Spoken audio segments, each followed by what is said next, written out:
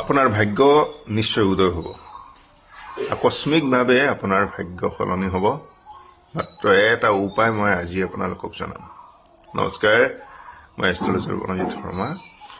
মই আপোনালোকক জনাওঁ যে অহা 10 মাৰ্চ মঙলবাৰ দিনাখন মোৰ বাসস্থানত শ্ৰী শ্ৰী আদিশক্তি মা মহাকালীৰ পূজা আয়োজন কৰা হৈছে আৰু সেই পূজাত মই অসমৰ সকলো ৰাইজৰ উপস্থিতি শ্ৰদ্ধাৰে কামনা কৰিছোঁ। সকলোকে নিমন্ত্ৰণ মই জনাইছোঁ।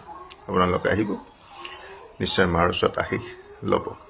তো মই আজি আপোনালোকক জনাম শুকুৰবাৰৰ দিনটোত ৰাতিপুৱা একেবাৰে সূৰ্য উদয় হোৱাৰ লগে লগে বা এই সময়ত ঘৰৰ পৰা আটা অকণমান লৈ যাব। আটা আৰু অকণমান চেনি এইটো মিহলি কৰি আপুনি ঘৰৰ পৰা বাহিৰত যাব। যিকোনো আহঁত গছ এডাল ল'ব। আহঁত গছৰ গুৰিত তাত আহঁত গছৰ পাতটো পৰিব, সেই পাত এটা ল'ব। পাত এখিলা ল'ব। পাতখিলাত সেই আটা আৰু চেনিখিনি তাত ৰাখিব। হাতত ঠিক এনেকুৱাকৈ লৈ পেলাই এটা মন্ত্ৰ উচ্চাৰণ কৰিব। ওং শুং শুক্ৰায় নমঃ। ওং শুং শুক্ৰায় নমঃ।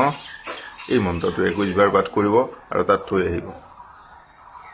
আৰু আবেলি সময়ত গৈ পেলাই চাব, যদি আপোনাৰ সেই সামগ্ৰীখিনি নাইকিয়া হৈছে, নিশ্চয় আপোনাৰ ভাগ্য সলনি হ'ব।